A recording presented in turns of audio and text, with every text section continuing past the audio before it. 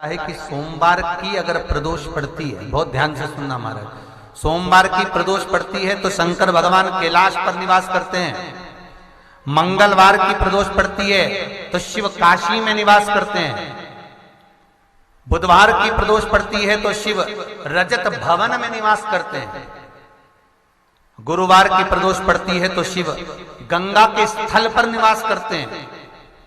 शुक्रवार की अगर प्रदोष पड़ती है तो शिव नीलकंठ पर विराजमान होते हैं। शनिवार की अगर प्रदोष पड़ती है तो शिव शमी के वृक्ष के नीचे रहते हैं। और रविवार की जब प्रदोष पड़ती है तो शिव बेलपत्र के पेड़ के नीचे निवास करते हैं। महाराज ये एकादशी शंकर से कह रही है कि आपका स्थान ये नहीं कि आप कैलाश पर मिले, उस वार को, उस तिथि के दिन, उस अनुकूल।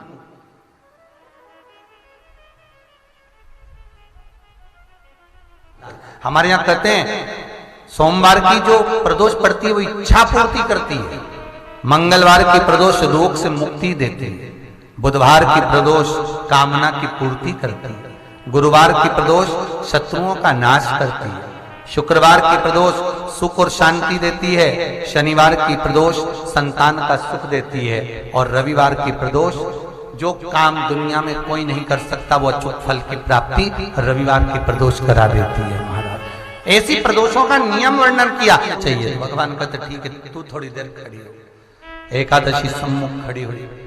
पार्वती जी ने जिस अंगुष्ठ का जल पीने के लिए लिया था हाथ में, बस पीने ही वाली थी, शंकर भगवान ने वही हाथ में जल लेकर एकादशी के हाथ में उसको देकर कहा ले, ये मेरे द्वारा निर्मित एक व्रत है जिसे त्रयोदशी के दिन तूने मांगा है, मैं तुझे देता हूं। आज इस व्रत का फल मैं तुझे प्रदान करता हूं। अब तू जिस जीवात्मा को लेकर जाएगी उसका पाप प्रबल नहीं होगा। किसी स्त्री, पुरुष, बालक, बुजुर्ग जो भी होगा जिसने प्रदोष का व्रत करा होगा वो जीवात्मा को तू किसी फल की कामना से नहीं स्वतः ही लेकर चली जाए। उसमें कोई कामना नहीं है। बन सके जीवन में 11 प्रदोष या 26 प्रदोष करने के बाद आप उसका उद्यापन कर विराम भी दे सकते। पर जीवन में एक बार प्रदोष का व्रत मौका मिले, जिस कामना से जिस दिन का भाव आपके मन में आए कि मुझे रोग से मुक्ति पाना है तो ये प्रदोष मुझे करना है, मैं रोग मुक्ति के लिए, हम मंगल जो भी आपके मन में आ रहा है, संतान प्राप्ति के लिए शनिचरी प्रदोष, आप उसका स्मरण करें। फिर लिखा शिव महापुराण में, बड़ा सुंदर लिखा वेदव्यास जी ने, मान लो आप प्रदोष का व्रत नहीं कर सकते,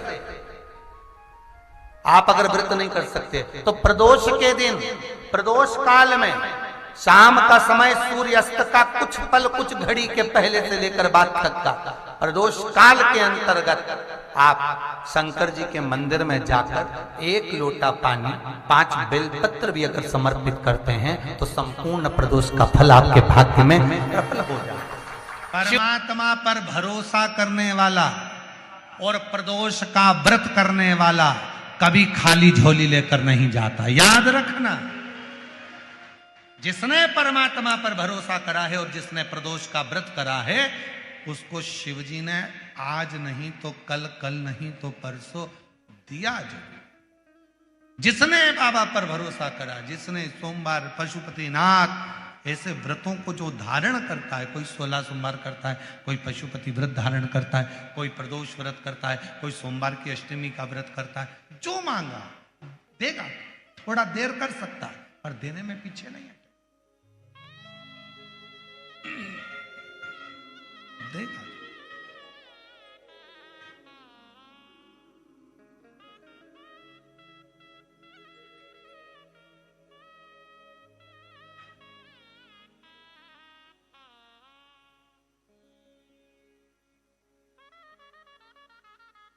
सारे देवता रोज भ्रमण पर नहीं निकलते।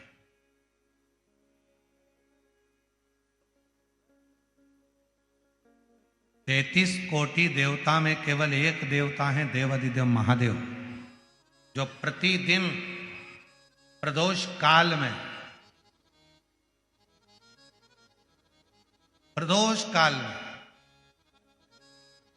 शाम के समय अपनी अर्धांगिनी मां पार्वती जी के साथ भ्रमण पर निकलते हैं अपने भक्तों का दुख मिटाने के लिए।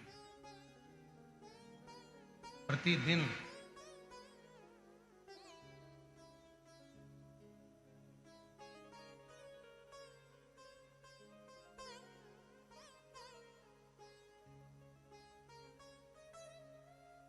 पहले दिन की कथा में श्री प्रकाश भाऊ जी की धर्मपत्नी श्रीमती लीना जी प्रकाश जी धारीवाल जी ने प्रश्न किया था उनके घर पर कि प्रदोष करना है,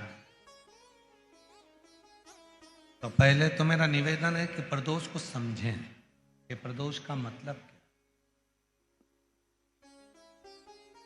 संसार का कोई मनुष्य कितने भी दोष कर ले, उसकी जिंदगी के सारे पाप उसने जितने भी करे हों, यदि प्रदोष का दिन है, जिस दिन प्रदोष है उस दिन यदि उसने व्रत धारण करा, केवल एक दिन ऐसा होता है प्रदोष का जिस दिन 33 कोटि देवता और 64 योगनियां भी भगवान शंकर के सामने अपने मन की बात कहने के लिए प्रदोष काल में खड़े होते हैं और शिव जी अपने हाथों से उनके दुख मिटाते मिटाते जाते हैं। वो प्रदोष का व्रत होता है। वो का विस्तार से तो वर्णन हम करेंगे बीच में, और सारे दोषों को जो समाप्त कर, सारे दोष, सारी तकलीफ, तुम्हारी जिंदगी के जितने जितने तुम्हारे दोष हैं इस जन्म के उस जन्म के, और जब भगवान शिव से आप निवेदन करते हैं, प्रार्थना करते हैं, उनसे अपने मन का भाव कहते हैं, प्रार्थना करते हैं, निवेदन करते हैं, तो शिव उसको स्वीकार करते हैं। स्वीकार खड़े हैं देवता, भगवान शिव नेत्र बंद करके बैठे, भगवान विष्णु भगवान ब्रह्मा सब देख रहे हैं, इंद्रदेव पीछे खड़े हैं और पीछे से देख रहे हैं। उनको मालूम है नहीं मिलेगा, नहीं मिलेगा ही नहीं, पर तभी भगवान नारायण ने फिर जमकर हर हर महादेव कहा। ब्रह्मा जी फिर बोले हार हार, और भगवान नारायण ने और भगवान ब्रह्मा ने 3 बार ताली का जो नाद किया, चंड ने भगवान शिव को सूचना दी।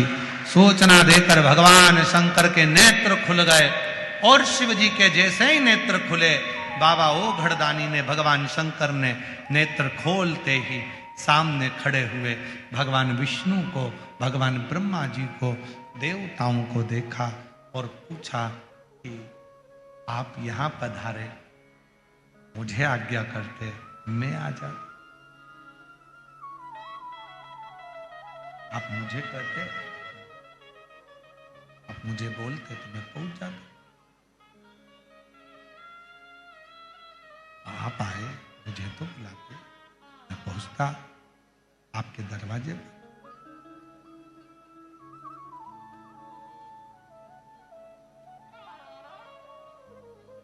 और देखो, सतयुग में, त्रेता युग में, द्वापर में और कलयुग में, इन सब में बड़ा अंतर है। सतयुग में, त्रेता में, द्वापर में भक्त को भगवान के दरवाजे जाना पड़ता था। केवल कलयुग एक ऐसा है जिस कलयुग में आप भगवान को पुकारते हो तो भक्त को भगवान के पास जाना नहीं पड़ता, भगवान भक्त के पास दौड़कर आता है। और ये बात तुलसी बाबा ने भी अपनी रामचरितमानस में लिखा कि कलयुग केवल नाम आधारा और सुमर सुमर नर उतरई। आप भजो, नाम का उच्चारण करिए, भगवान का करिए। जब भगवान के नाम का उच्चारण करोगे तो भगवान अपने करीब में आए। मुख्य यजमान श्री नेहल प्रज्ञेश पटेल जी, प्रीशा पटेल जी यूएसएस से हैं। एक बार जोरदार ताली बजाकर उनका स्वागत वंदन अभिनंदन। आज श्री नेहल प्रज्ञेश पटेल जी की बेटी प्रीशा पटेल का जन्मदिन भी है। एक बार उनके लिए भी जोरदार ताली बजाकर स्वागत वंदन अभिनंदन। उनको साधुवाद, बहुत बहुत बधाइयाँ।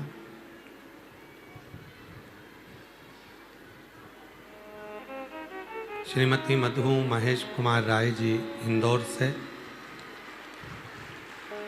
श्री संजय अग्रवाल जी ग्वालियर से, श्रीमती मीनाक्षी बाला साहब कांटे जी संभाजी नगर से,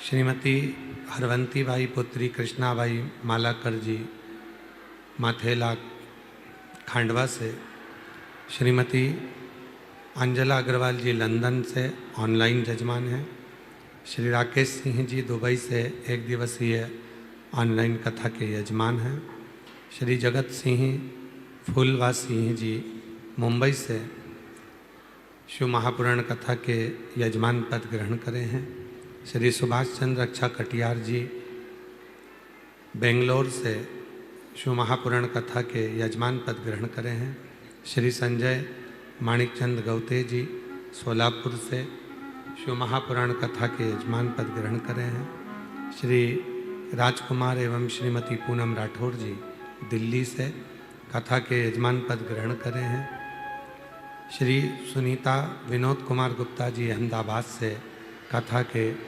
यजमान पद ग्रहण करे हैं, श्रीमती सुनीता विजय केशव शेट्टी जी विजय अनंत्या केशव शेट्टी जी उमरगा धाराशिव से शिव महापुराण कथा के यजमान पद ग्रहण करें। एक बार सभी के लिए जोरदार ताली बजाकर साधुवाद, जिन्होंने इन पवित्र कथा का यजमान पद ग्रहण किया और भगवान देवादिदेव महादेव की यह पवित्र आनंदमय रसमय कथा जनमानस को श्रवण कराने का एक क्रम किया। और तेरी कृपा बिना न हिले एक भी अणु, लेते हैं श्वास तेरी कृपा से तनु तनु।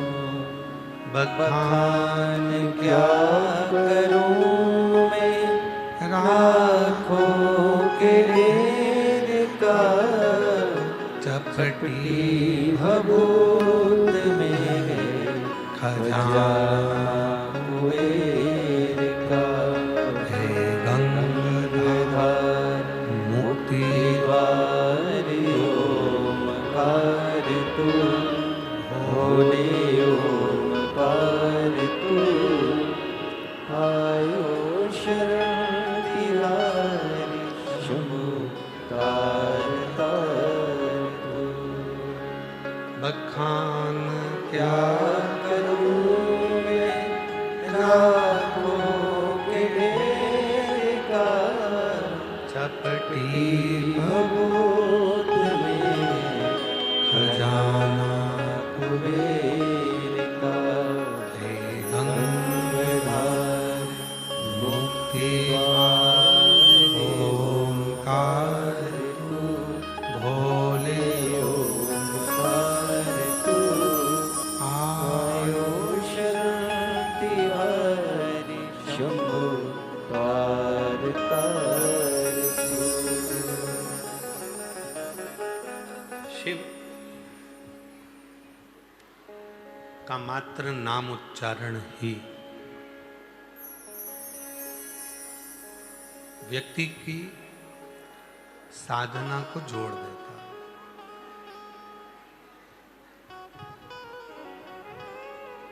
शिव महापुराण कथा के महत्तम में आता है कि देवराज नाम का ब्राह्मण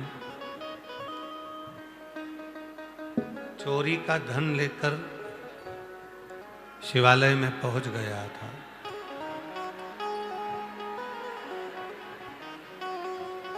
और वो चोरी का धन लेकर जब शिवालय में गया तो उसका मन भगवान की कथा में नहीं लगा।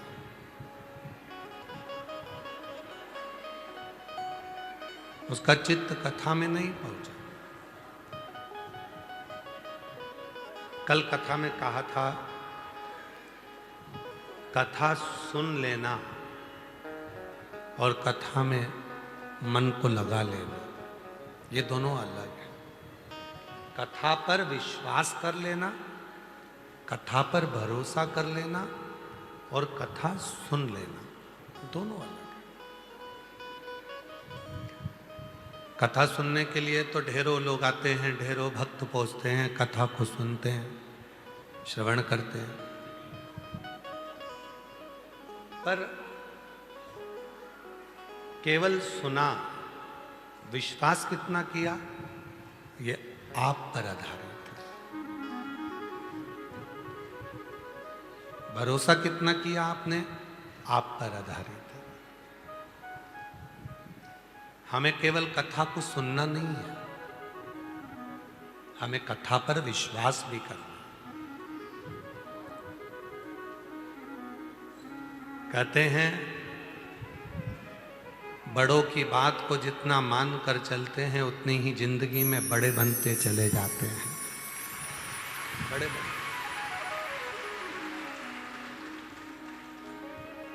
जिसने अपनी जिंदगी में बड़ों की बातों को मान लिया, बड़ों की बातों का आदर करा, सम्मान करा, संत, साधु, सन्यासी, तपस्वी, साधक, उपासक, गुरुजन की बात को जिसने मान लिया, वो उन्नति की सीढ़ी पर चढ़ गए।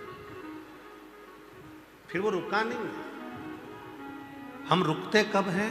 जब हम बड़ों के साथ रहते हैं, बड़ों के साथ में हम दिन रात रहते हैं, गुरु के साथ रहते हैं, गुरु की शरणागति में रहते हैं, पर गुरु के वचन पर भरोसा नहीं कर पाते, विश्वास नहीं कर पाते। आज आषाढ़ी एकादशी है। आज मेरे भगवान नारायण विश्राम करेंगे, 4 महीने के लिए आराम करेंगे और मेरे देव अधिदेव महादेव पूरी सृष्टि का पालन करना प्रारंभ करेंगे।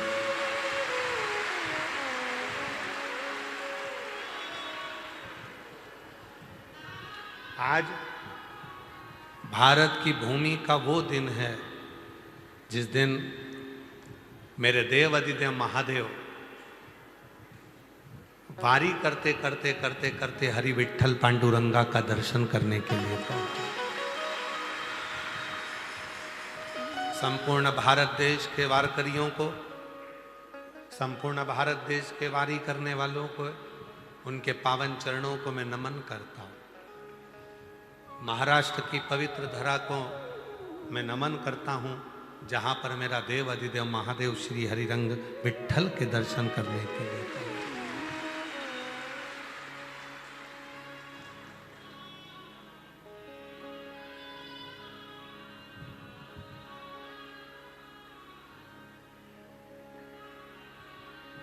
शिव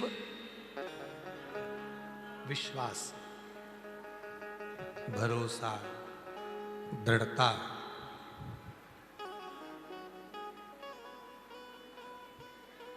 केवल कथा सुनना नहीं है।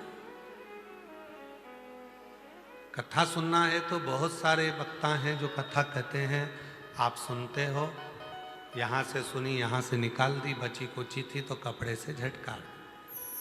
घर पहुंचे, घर वालों ने कहा कि कहाँ गई थी? सीहोर।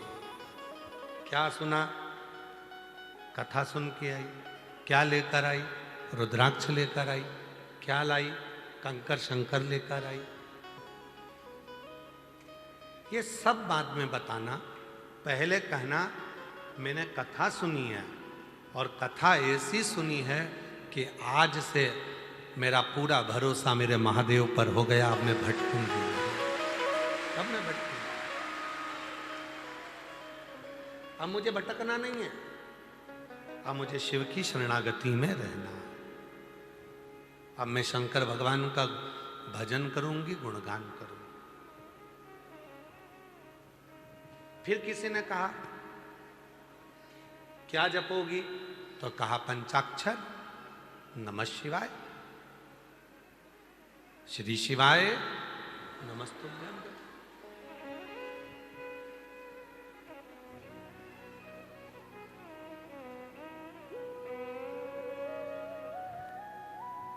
एक होता है ओम नमः शिवाय।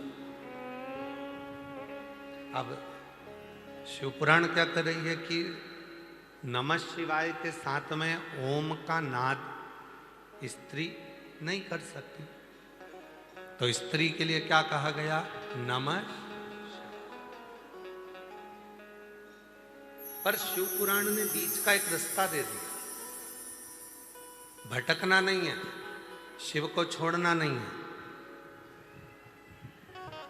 कोई कहेगा नमः शिवाय जपो, कोई कहेगा ओम नमः शिवाय जपो, कोई कुछ कहेगा, कोई कुछ कहेगा।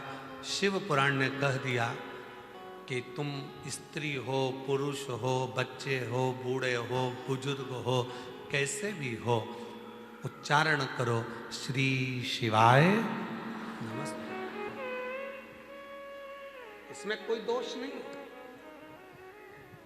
इसमें यह विचार नहीं करना पड़ेगा कि हमने क्या जपा क्या ना जपा। कभी मौका लगे तो अपनी जिंदगी में जप कर देखिए, क्या देता है श्री शिवाय नमस्तुभ्यं। श्री का मतलब होता है लक्ष्मी, श्री का मतलब होता है राधा, श्री का मतलब होता है सीता, श्री का मतलब होता है वैभव, श्री का मतलब होता है पार्वती, श्री का मतलब होता है सरस्वती, श्री का मतलब होता है श्री विद्या, श्री का मतलब होता है त्रिपुरा सुंदरी, श्री का मतलब होता है ललिता, श्री का मतलब होता है बगलामुखी, श्री का मतलब होता है कमला, श्री का मतलब होता है धूमावती, श्री का मतलब होता है जो साक्षात जगत को भंडार देने वाली जो अन्नपूर्णा है, वो श्री है। और जब हम श्री शिवाय नमस्तुभ्यं बोलते हैं तो संसार की कुल देवी, सारी देवी, जितनी शक्तियां हैं, सबको नमन करते हुए शंकर का नाम लेकर प्रणाम करते हैं। तो हमारे अंदर एक ऊर्जा है, वैभव की प्राप्ति, धन की प्राप्ति होती है, संपदा की प्राप्ति होती है, वैभव की प्राप्ति। श्री शिवाय नमस्तुभ्यं, श्री शिवाय नमस्तुभ्यं, श्री शिवाय नमस्तुभ्यं, श्री शिवाय नमस्तुभ्यं, श्री शिवाय नमस्तुभ्यं,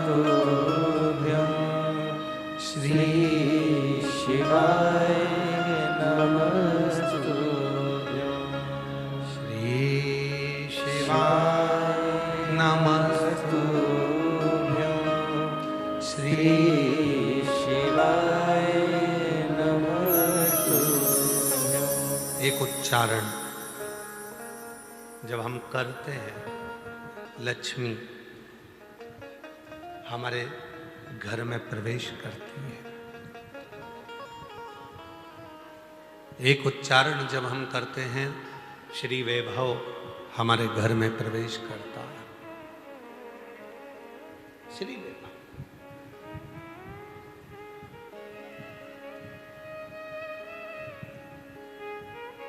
केवल कथा नहीं सुन के आई, शिव पर भरोसा कर कर आई, विश्वास कर कर आई।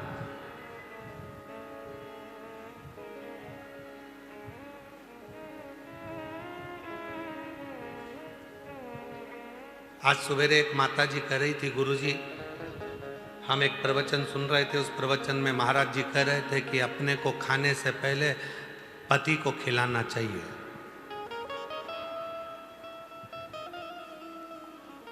तो हमने कहा महाराज जी ने क्या क्या खिलाने का बोला?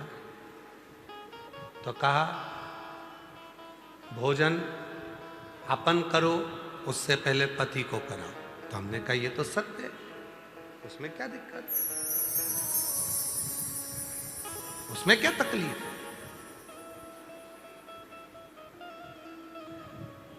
तो कहा सास को पहले खिलाएं, ससुर को पहले खिलाएं कि पति को पहले खिलाएं?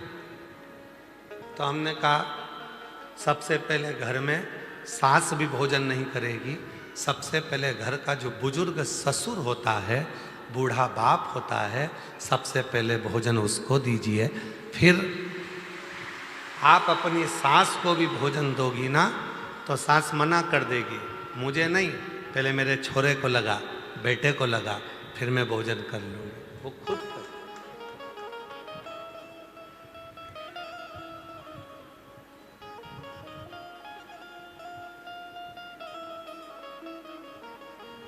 फिर उनको दीजिए और दिल से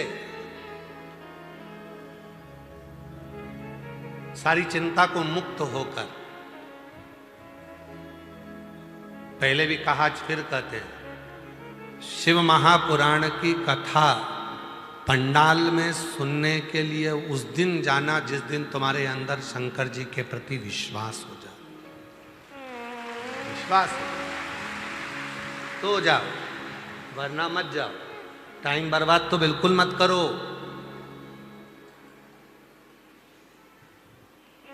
जिस दिन तुम्हारा विश्वास पूर्ण हो जाए कि हाँ मैं शिव पुराण की कथा सुनूंगी और बाबा मेरी झोली भरेगा, विश्वास है तो शिव पुराण की कथा में जाओ, वरना फिर अपने घर पर बैठो और आइसक्रीम बना बना के फ्रिज में रख के खूब खाओ।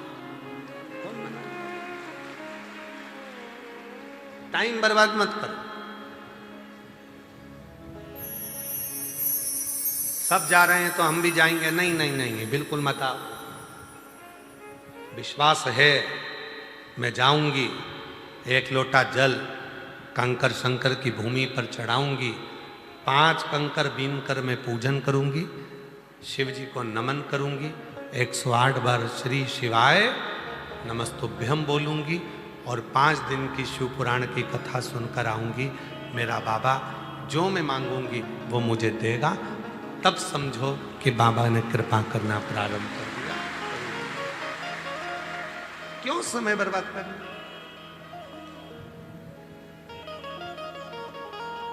सब जाएं तो हम भी जाएं, नहीं नहीं नहीं।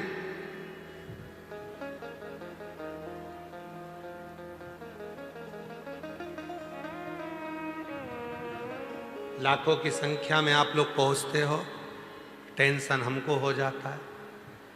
इसलिए जब तुम्हारे दिल में विश्वास हो, तब उस दिन तुम कुबरेश्वर बाबा की धरा पर आकर बैठकर शिव पुराण की कथा का रसतत्व ग्रहण करो और अपने जीवन को सार्थक।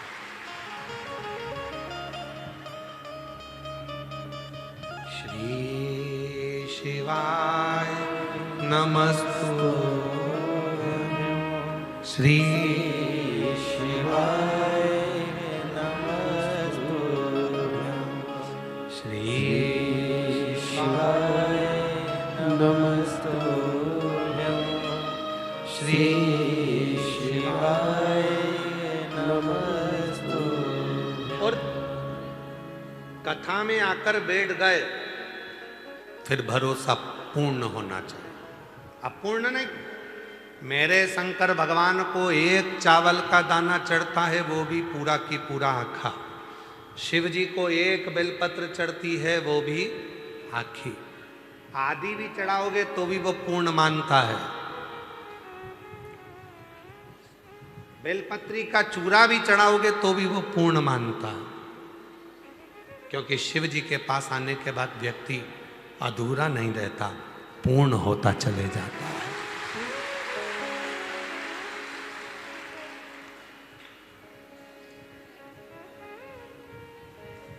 शंकर जी का दर्शन करा है आप लोगों ने? अरे बोलो तो कभी फोटो देखा है शिव जी का? शिव जी के मस्तक पर पूर्ण चंद्रमा है कि आधा अधूरा चंद्रमा है? द्विज का चंद्रमा, दूज का चंद्रमा, द्विज का। और वो दूज का चंद्रमा एकदम जो दुर्बल है, पतला है, शरीर में रोग हो गया था, चंद्रदेव को ससुर ने श्राप दे दिया था कि तुझे काया का रोग हो जाए। पूरा दुर्बल हो गए चंद्रदेव, पूरा शरीर एकदम बेकार हो गया, एकदम दुर्बल से हो गए। तब शिव की शरण में गए और भगवान शंकर ने उनको अपने मस्तक पर रखा, कहा मैं तो अधूरा हूं, मैं अधूरा हूं। शिव जी कहते हैं तू अधूरा है, पर जब मेरे से आकर लग गया और मेरे करीब में आ गया तो तू अधूरा नहीं रह सकता, अब तो पूर्ण होकर पूर्ण।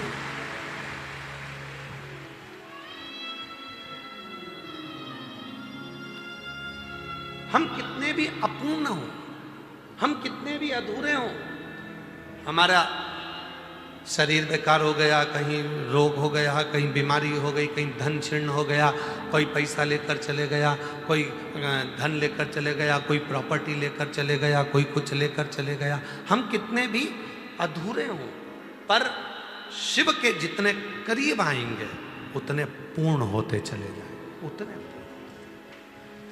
शिव अधूरा नहीं रखता, मेरा बाबा आपको अधूरा नहीं रखेगा, वो पूर्ण कर।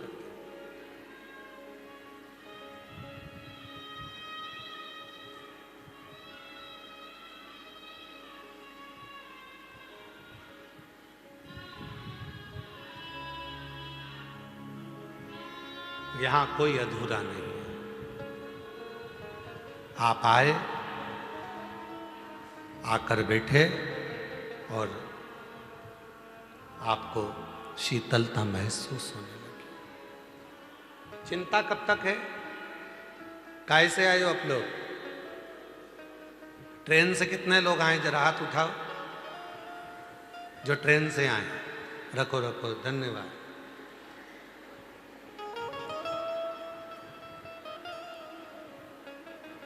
हमारे सीहोर के रेल विभाग को, मध्य प्रदेश के रेल विभाग को हम बहुत बहुत साधुवाद देते हैं, जिन्होंने गुरु पूर्णिमा के इस अवसर पर 24 तारीख से लेकर 30 तारीख तक, जिस दिन आप अपने घर जाओगे उस दिन तक रेल विभाग ने, रेल मंत्रालय ने 10 ट्रेनों के स्टॉपेज और सीहोर में कर दी।